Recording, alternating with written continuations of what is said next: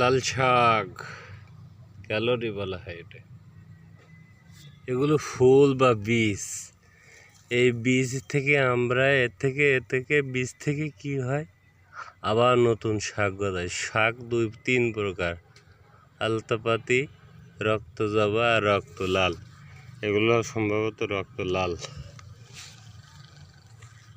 দেখেন আরেকটা রয়েছে, এ পাশে আরেকটা রয়েছে। এগুলো বীজের জন্য উপযোগী।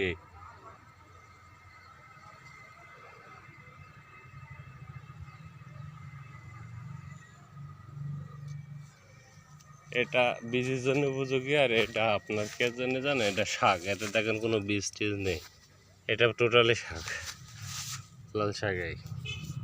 এটা আমরা শাক হিসেবে ব্যবহার